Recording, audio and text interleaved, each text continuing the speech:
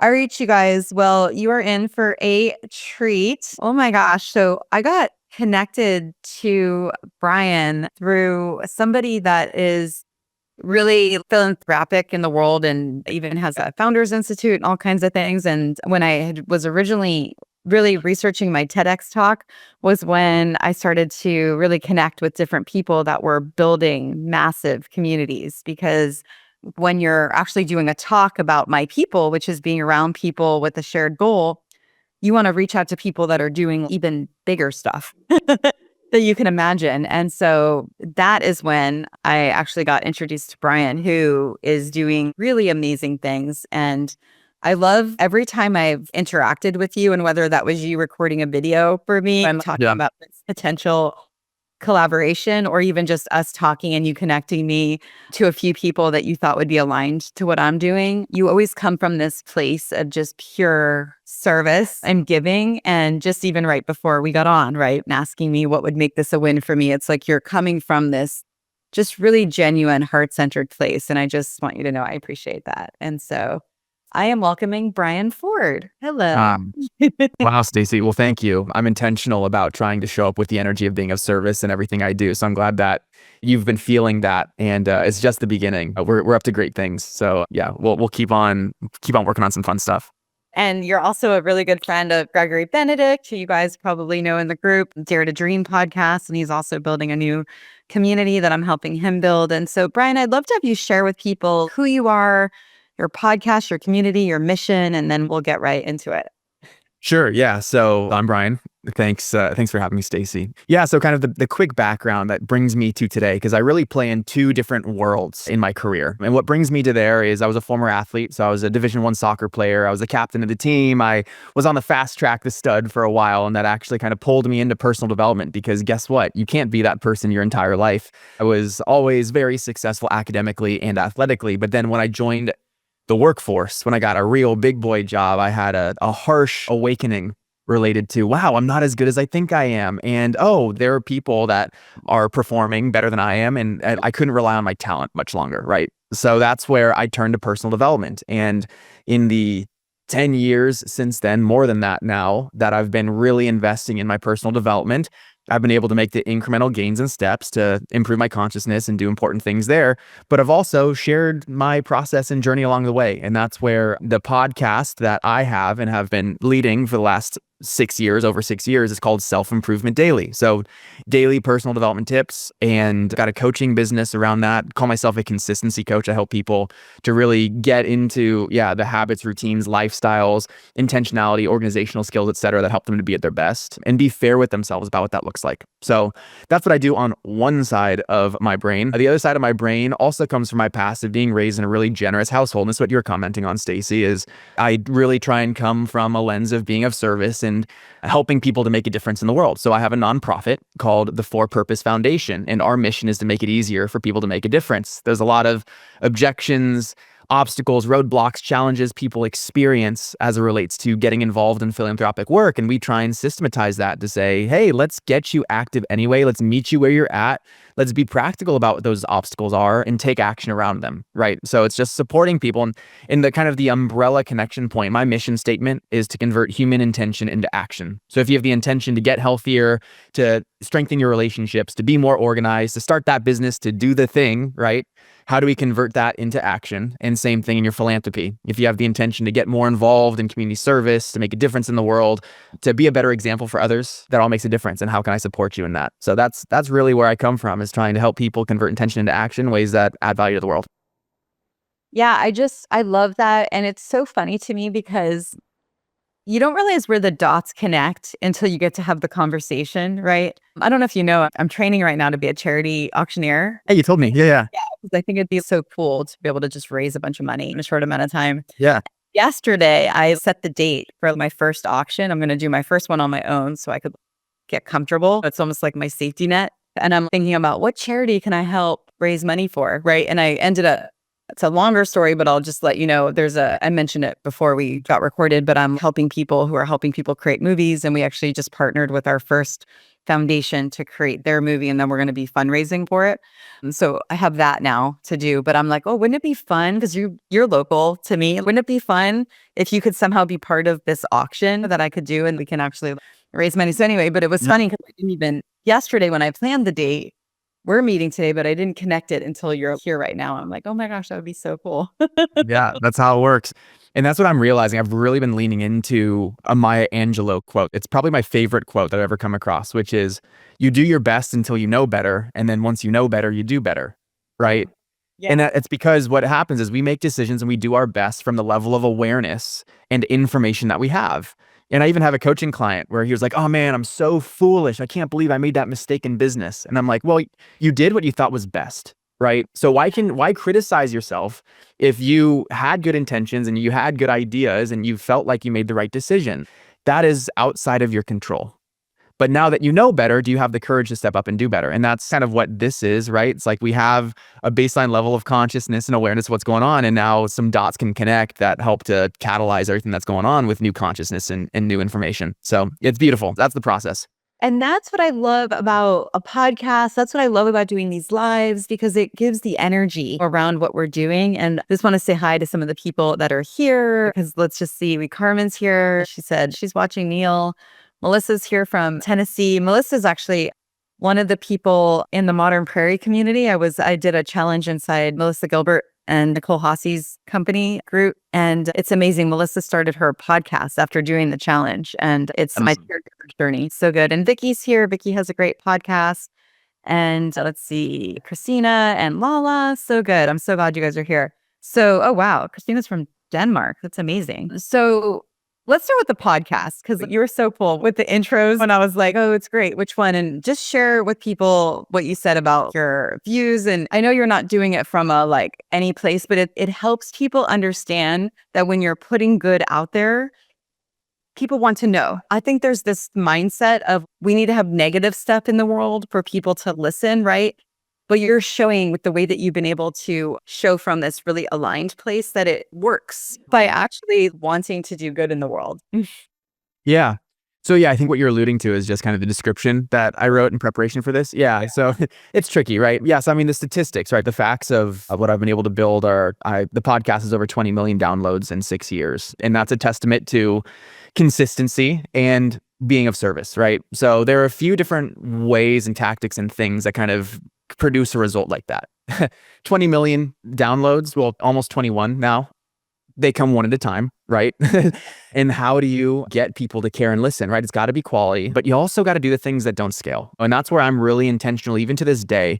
If there's a new listener that makes an effort to reach out, to be in my world, I serve them uniquely. I don't just kind of say, oh, cool, I don't have time for this person. I genuinely ask, hey, what are you passionate about? Why are you listening to this? What changed and shifted in your life that caused you to invest your time doing this? Because that helps me to craft my message for more people like them and also serve them directly.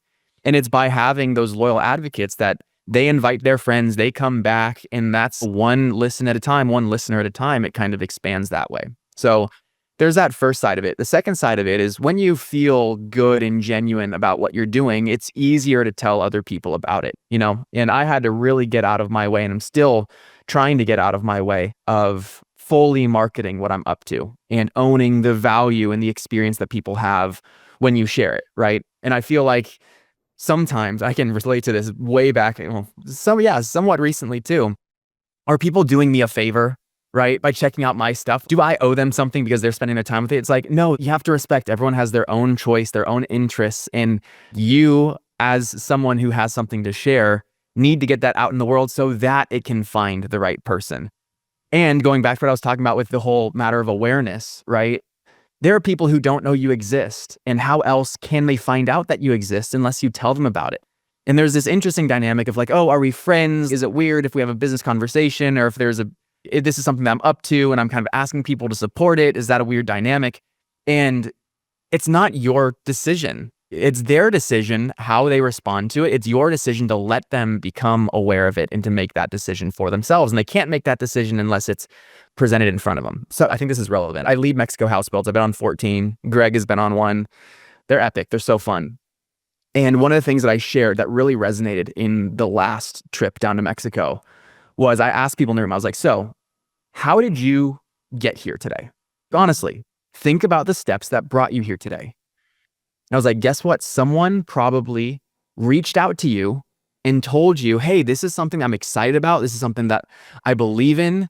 Do you care about this? Do you want to be a part of this? And that's why people showed up. They donated $365, booked flights, many people from out of the state to fly down to San Diego. We drive across the border. Why do you do that?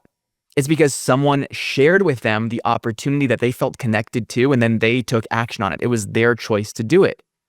And that's how we had 30 people fundraise $15,000, build a house for a family in need in Mexico, is because we shared about it and other people stepped into the vehicle that we created for them, right? And that's what I really believe needs to happen. If we want to get our message and our inspiration out in the world, we want people to participate in the things that we believe in. They need to know about it. And you need to get out of your own way of like, oh, is this for me? Is this self-promotional? Is this wrong? It's like, no, this is awareness, helping people to be aware of their options, and then they can take action from there. So being aggressive with that, I guess, is a growth tactic, right? Is just, and being unapologetic. That's what I'm trying to say. It's being unapologetic about, hey, this is what I got going on and I'm inspired by, but not attached to it at the same time, So it's tricky. It's a tricky dynamic to navigate, but those are some of the things I think about. Yeah, I love everything that you just said. And I love this is the first time I've heard this before. I serve them uniquely. I love that because it's a testament to who you are, right? And being able to build the community also that you've built, right? Because you're getting to know the people that are inside of there. And then you said it's helping you now by serving that one person, whether it's just the one person by themselves, or it helps you speak to everyone that's in your world a little bit better. Totally. Yeah. Yeah. And I mean, that's my approach to personal development too, is it all runs on feedback. And I'm even running a campaign right now where you try one strategy and approach, you see how people respond, send out 10 text messages, and people have certain questions after those text messages. And you're like, oh, okay. So maybe that's something that needs to be incorporated in my reach out. And then you change your template and then you send it out to 10 more people and you get more feedback. And that's how things optimize. But you don't get that progress unless you put the reps in. And people spend too much time reviewing that first text over and over and over and over again. Be like, is it right? Is this perfect? It's like, you don't know what's right because you have limited awareness until you get feedback on it. And then you can incorporate the things and adjust based on what you learn. So take action before you're ready. I know that you're a huge advocate for that, but it works. Like, it's real. I was just talking to someone about this right before our call. Is I used to be really steadfast in the audience create your offer. And I would get really upset when people would create an offer and they didn't have an audience. It would really bug me, actually, and I'd be against it.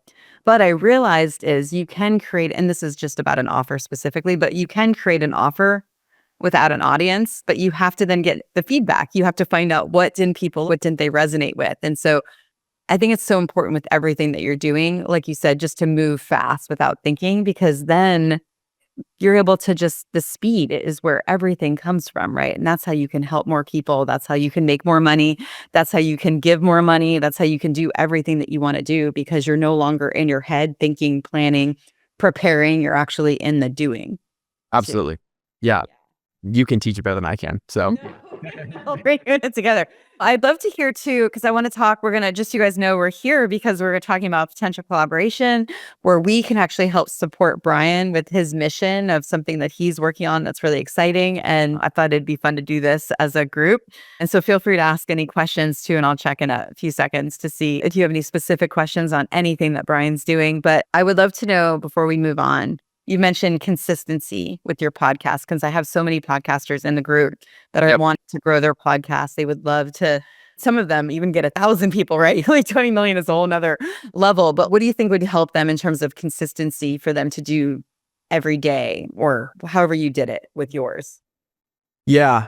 So my podcast is a daily podcast. I do not recommend that for everyone. It depends on what you're hoping to accomplish and put out into the world. There's a much larger, I have many theories about what creates consistency. The thing that has been on my mind most and resonating the most in what I'm sharing is the idea that consistency is not about building habits. And that probably is surprising to a lot of people. You're like, oh, well, habits are consistent action. That's the definition of consistency. It's like, yes, the output is the habit, but your focus is not on building the habit. The focus is about the environment and systems you build that support you in being consistent with the action, and then it becomes a habit. Wow. It's environmental design, it's systems design. So, okay, so here's a story, right? So it's related to consistency, but it's not related to podcasts. I just wrote a book, okay? And I had the intention to write a book, and I was on a flight, and I wrote 4 or 5 hours of it, like 1,000 pages. Awesome, good start. Didn't touch it for 9 months, right? Because the system wasn't in place yet for me to actually work on it. I didn't have the pre-commitments. I didn't have the pieces in place, right? So then our friend Greg, I did a little workshop with him, and my commitment was, oh, I want to write this book. I'm serious about this. Okay, cool. So what are you going to do today to lock in the inspiration, motivation you have around this? And it's like, oh, well, I'm going to reach out to my foremost mentor.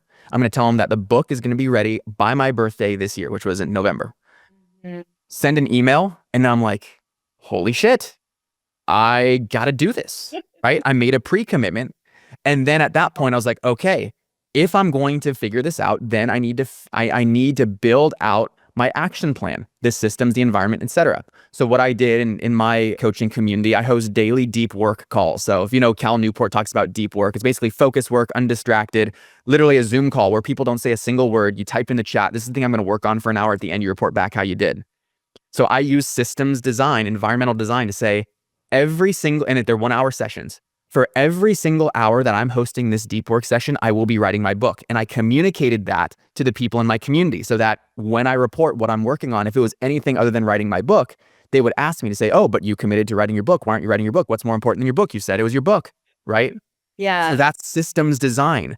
And guess what happens? Every single day at 11 o'clock when the deep work session came on, I didn't have a choice to make. The path of least resistance was for me to write my book every single day because of all these other structures and environmental pieces that then led to that being the natural decision, because it would be more uncomfortable for me to let people down to say I was working on something else. And it'd be more uncomfortable for me to not even show up to that session because I'm hosting it.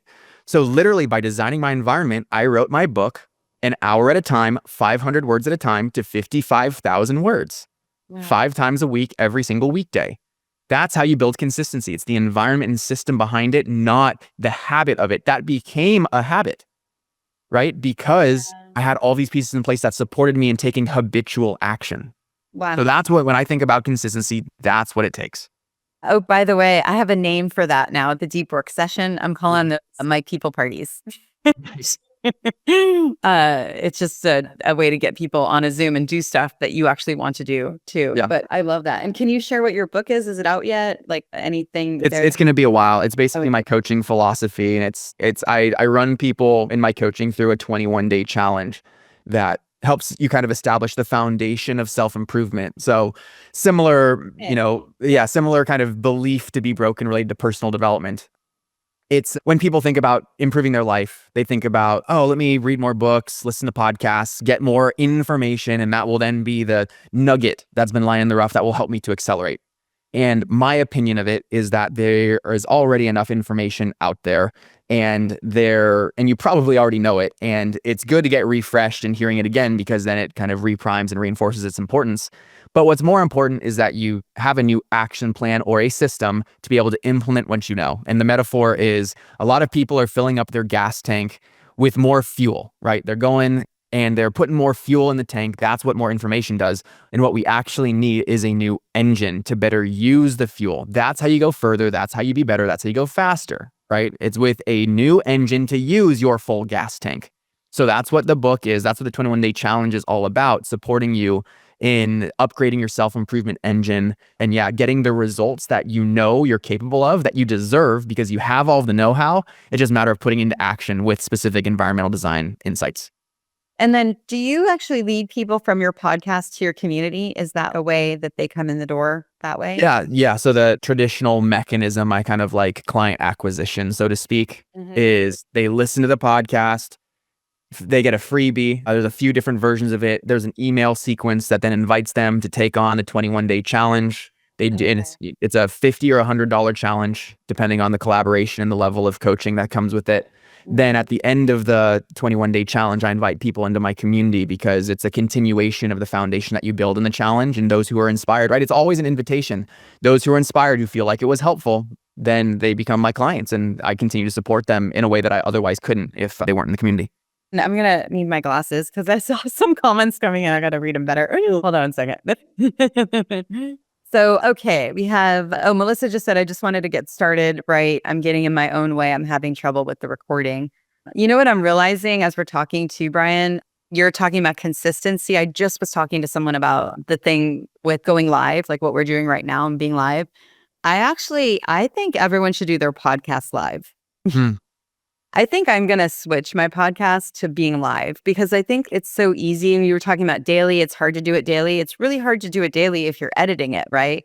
And if it's live. So anyway, Melissa, I'm just putting that out there is go live. And let me add the extra like yay. environmental design on top of that. So Melissa, right? So it's like it's the inaction of that. It's like, oh, it's got to be perfect. What's the like all those details, right? And you don't know those details. You only have certain visibility as it is right now. But what I would recommend is something along the lines of making a pre-commitment or some kind of external communication about this being something that's really important to you. So posting on an Instagram story or something saying, hey, on every Sunday, I'm going to send a picture of the cover art for my whatever it is, right? Yes. And then now that you have this external accountability and this commitment, instead of your mind being preoccupied with if you're going to release your podcast, it now invests all that energy in how you're going to get it done. That's what happened with me when it was about, am I going to write my book? No. How am I going to write my book? Because you made a specific commitment. So that would be my recommendation, is finding a way to keep people in the loop that then you take an inspired action and then your behavior naturally has to follow because of it. So one thing to try. And then Christine said, I love it. If anyone needs a consistency partner, let me know. I have uploaded 2 podcasts a week for a year, but have not done. Let's go. Great work. So good. Yes. Let's drop to scene. Yeah. And then, Carmen said she put her podcast on Comcast, but then I heard I should wait to accumulate a couple of serious before I repost my lives from Zoom. What do you recommend? Pretty much just that's getting started, right? Once you have 3 episodes, if you're ready, just publish it, right? I mean, I waited because I was nervous. I didn't want to put myself out there, but yeah, they just do the thing, right? So my perspective on this, it sounds like waiting to have the formal launch or whatever. It's like you want to have your minimum number of episodes that people, when you invite them, can kind of like binge it, whatever. So I see the strategy to that. But more important than that is you're not going to get your listener count up at the very beginning. It's something that you've got to earn over time. I used to do some consulting with people starting their podcasts, and there's a different dynamic with podcast listeners, which is if you have a 40-minute interview or something like that, or a 20-minute solo episode, someone who listens to your podcast is different than a social media follower because they can check out your stuff in a matter of seconds.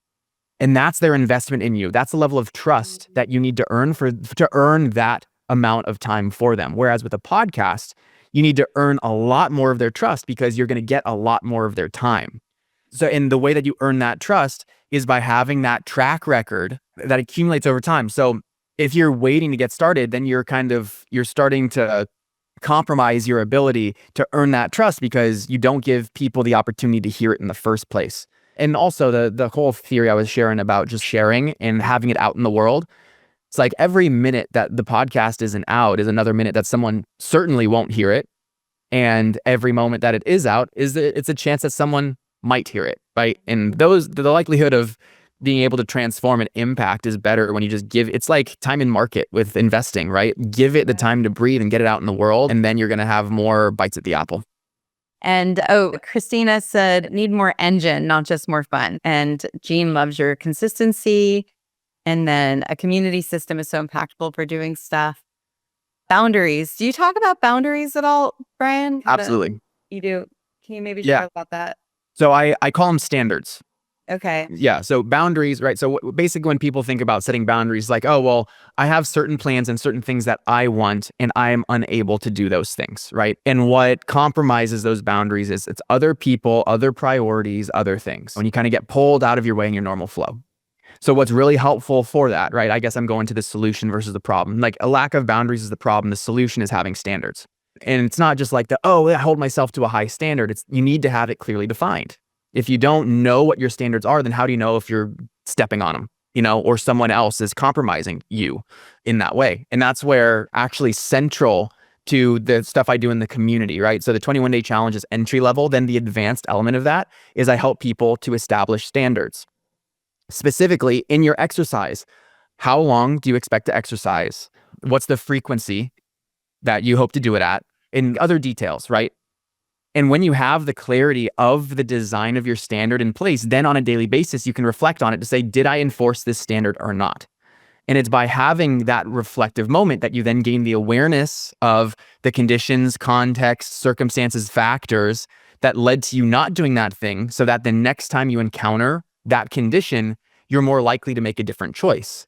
Or with that awareness, now you can design your environment in a different way to be able to support you in making the right choice. For example, I'm not at home right now.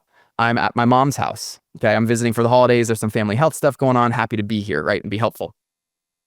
So I, for the first time, and this is where I'm not perfect. Even though I teach this stuff, I'm not perfect. For the first time in years, probably 2 days ago, I intended to exercise and I didn't. Mm-hmm. And then I looked at why. I got curious instead of being like, oh man, I suck. What's wrong with me? I lost my streak. I'm not consistent anymore. Instead of letting that snowball into more days of underperformance, I got curious. I was like, that's really interesting. That never happens. Why might that have happened? And I reflected on it and I was like, oh, well, I didn't have it clearly in my schedule. I didn't have a plan in place in advance, right? So those are the awarenesses that then I took into the next day, yesterday, and today to say, okay, in this different environment, it requires me to have different plans, different environmental design pieces. And I was aware of, oh, well, I kind of had the loose intention to do it at this time. So it needs to be a stronger intention. And it was this call that went along with this one person. So the next time I'm with that person, let me communicate better that I have to get off at a certain time. And that's how you slowly optimize and enforce those boundaries. You don't know what needs to be enforced about the boundaries until you have the standard designed, right? And then with that standard design, then you know what to communicate, what to enforce, and what to change. Wow. Yeah, I'm ready to sign up for your challenge. And we'll talk about that in 1 minute. Benjamin said, Brian, I like this self-accountability by announcing a deadline for doing something. I will get out the invitation for my masterclass by send it to me. Very cool. Cool. All right, Benjamin. So send me an email when it's done. Send me a picture. Send me a picture of you announcing it. Okay. Email Brian at forpurpose, FORPURPOSE.com. I love it. This is so fun. Okay, this is now perfectly timed into, well, it was going to be, how can we help you? But now I'm like, how can you help us? Because now I'm like, I want to sign up for a challenge. So it's going to be a win-win, I think. So let's talk what you're doing now, what this conversation is about, because there's so many ways that this group, this community can help support what you're doing while we're also helping ourselves, it sounds like. Amazing. Yeah, absolutely. And so the reason that I even have the opportunity to share this goes back to what we were talking about, which is putting myself out there. I've got this crazy idea that people are like, what's in it for you? Is this sustainable? How does this work? And I'm like, I'm going to figure all that out, but I'm just super fired up about it. So let me talk to friends like Stacy to get it out in the world. And here we are, right? So it's a testament to how just taking messy action leads to opportunity. Okay. So as we are here in middle of December, right, a lot of people are thinking about 2025. So New Year's resolutions is a common thought. Oh, what are the intentions, things that I want to bring into the new year? New year, new me. How am I going to be the best version of myself? Improve lifestyle, get into better habits, etc. So I figured there is this real opportunity where people are inspired to make significant life change, which is my mission, right? Convert intention to action. You want to change, let's help you follow through on it. At this end of year moment, but they don't always have the tools, environment, resources, etc., to do that. And that's where my coaching comes in and is supportive. But I was like, you know what, even better than that, is there a way to be able to connect supporting people in achieving their 2025 goals and getting into better lifestyle habits, etc., and make a difference at the same time, right? How can I be of more service? And that's where the brain trust of my two worlds kind of comes together. There's the consistency coaching, the systems, the environment pieces, the things that we've been talking about. And then there's the nonprofit work that we've also been talking about. So this is the brain trust. I'm running a campaign called New Year, New You for Good. So it's the 21-day challenge that I've been talking about, starts on January 6th, where I'm going far and wide and reaching out to absolutely everyone I can to invite people into this. And every dollar that people invest in the program is donated to charity. And not just any charity, it's either the charity that invited you, right? So I'm partnering with nonprofits and impact leaders who have a specific cause that they want to support. Mhm. 100% of funds are going to that. And when I say 100% of funds, it's not proceeds, like every dollar of the investment. Like this, I do not make money from this. This is not sustainable for me, but that's the point, is because it's going to make a huge difference. Either that, or if you feel inspired, you can become a fundraising leader yourself. And when you become a fundraising leader, then you get to pick the cause that Wow. you support. And the idea is that you pick the cause, you get 5 people to sign up to join you in the challenge, you fundraise for that cause, and you support each other in this 21-day life-changing New Year challenge. So that's the concept. And it is this challenge that I've put together is one of the things that I'm most proud of. I feel like it is the most transformational thing that I could do with anyone in terms of helping them to take the lack of confidence, the low motivation, the bad habits, the inconsistency, the low self-discipline, the lacking of structure and accountability, those different pieces, be able to fine-tune that in a 21-day progression, just 1 week at a time for 3 weeks, and make a difference in the world at the same time. I'm super fired up about it. The goal is to raise $100,000 for charity, and I certainly cannot do it alone. So that's where I'm inviting people to participate, spread the word, get others involved, and change our lives and change the world. I mean, it's so amazing. I love that you even have this idea that you're doing this because you're bringing all your worlds together. Like I always talk about how all the things that we do eventually connect together. You just don't know what it is unless you keep moving, right? And then all of a sudden the dots connect. And so I have to ask a logistical question because it's so funny. So just so you guys know, we were going to do this conversation, just Brian and I.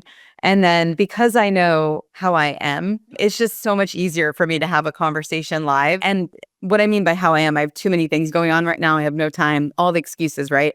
So my secret to that is I go live and I do it because it helps me just move faster. It gets more energy around it. And so initially when you reached out, I was like, okay, I can't get involved, but maybe I can help other people sign up and then share. But as we're talking, I'm like, I have to do this. And now my excuse is coming that everyone else has around stuff. So I have my wealth experiment, which is my 90-day implementation accelerator starting on January 6th. So I'm like, how can I do both? So question is, what's the time commitment from? And granted, I would pretty much join the challenge just to be able to give the money to charity, but I want to actually participate in the challenge. So now I'm wondering, and I'm sure other people have the other stuff going on. So what does that look like? How can they do it with the other stuff they have going? Totally. And that's the thing, is it right? Because it's like, oh yeah, I'd love to support and we'll see if I get value from this and really participate. And that's where this challenge is different, where I become your accountability partner for 21 days and I do not let you squirm out of it, right? It's like, hey, I even got it right here, right? All in, right? Oh, I love that. In order for you to take on this challenge, I want to make sure that you're showing up and getting results from it. So I hold your hand, hold you accountable, and do it in the right way, not like a shaming way, but hey, you can be the best version of yourself and you can learn about how to become that person. It's not going to happen overnight, but as long as you're always in the process of it, this is the process. This is what it looks like. And that's what I encourage people to really embrace, is that energy of it. So, so the way it works, to answer your question directly, so it's delivered through pre-recorded videos. So there are 15-minute videos on Monday that get super to the point of, all right, this is how tactically the tools, resources, and systems that you're going to be incorporating over the course of 3 weeks works. So you install it the first time you install it, and then you add the super habits, which I teach you all about in the second week. And then you get your feedback mechanism in place in the third week. So I have a video that walks you through exactly how to use the core resources to achieve that, right? So that happens on Mondays. You do that on your own time. I send an email that reminds you. And then if you don't, I have ways of knowing if you watched it or not, and I'll follow up if you didn't, right? So that's the first piece. Then Thursdays, there are short videos as well that talk about the theory of transformation behind it. So why are we doing these things? How does self-sabotage come in? How do we actually create tangible improvements in our environment? You know, so it's just the education that then gives you extra reinforcement to know this is actually going to work for me, because you understand what's happening instead of just doing it. We do that. So Monday, Thursday, Monday, Thursday, Monday, Thursday with videos. And then every single day you take a 5-minute action. I call it the meta habit. It is the habit that unlocks all other habits. Oh, a meta habit. It's a meta habit. Wow. And I hold you accountable. I have access into you completing that meta habit. And I hold you accountable. If you do not do it, I will reach out and say, hey, let's focus on this. And it's from that meta habit that everything else stacks on top of it to create an ecosystem of high performance. Oh my gosh. Okay. So I want to do this. What I'd like to do is anyone that joins the wealth experiment, you will get this as a bonus if you want to participate. anyone that's already in the wealth experiment, I'll work out something for you to know that you're doing a dare or something. And so then you'll be able to also, I'll pay for your access. And then anyone that's not in the wealth experiment will still get to participate and do it this way. But what I think would be cool, and it sounds like I'd want to be a fundraising, whatever that's called, fundraising, is because I'd like to actually have almost separate cohorts inside my wealth experiment for anyone that's doing your program that's in the do the thing world. We'll have a little separate little hive kind of thing. So it's based on audience building too. I think that would be fun. Awesome. Easy. Yeah. Yeah. So all I need from you is to know what cause you want to support or causes, and then we create all of the systems behind the scenes to be able to make it happen. Well, the funny thing is, I just talked to a cause yesterday. Coincidentally, Saddles and Service. I'm actually going to visit them. Oh, cool. On Saturday to actually see it in real life. And so, yeah, I already have my cause. So that's perfect. Amazing. Easy. This is so easy. I'm like, literally like yesterday. And then I'm like, oh, can we go on Saturday? So I'm seeing it on Saturday. So yeah, so there's that. What else do I need to do? Yeah, I mean, that's it. And then what it'll be, it depends on how you're going to be introducing this to people. We'll figure out the logistics behind the scenes. But for those who want to sign up, you can kind of follow up and let them know there's going to be a custom landing page that corresponds with you and your cause and your community so that everyone can take on the challenge alongside each other. Okay. And then if they want to lead, I don't know if anyone will want to do their own cause. Will they be able to still sign up a different way? I want to give people an opportunity to do that. Yeah. There is a way for me to be able to create that in your sign up experience. Okay. We'll be able to do that. Yay. Okay, good. So I'm in. Awesome. Cool. Love it. All in, right? And I want zero accountability. That's what I'm excited about. We'll get it. Oh yeah. I mean, I'm excited about all of them. So, oh my gosh. Okay, let's see. How are you guys doing? Yes. Carmen said, all in. All in. That's right. So that you'll, in the challenge, that is the mantra. It's like, check in, all in. And that's the thing is like at every moment, every day, when you show up, if you feel all in, you're present, you're conscious, you're accountable.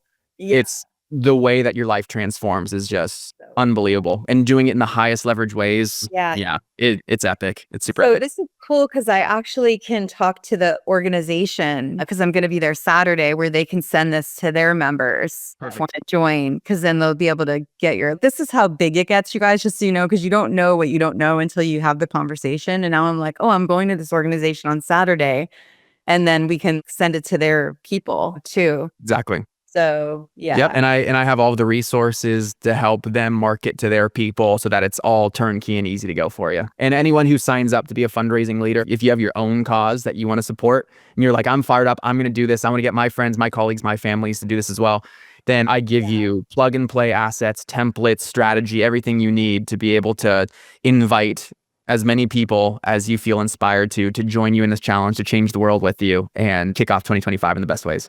All right. Well, thank you so much. I'm excited for this. Any parting words for anyone in terms of helping them do the thing or take action or live in their purpose or any of the amazing stuff that you help people do?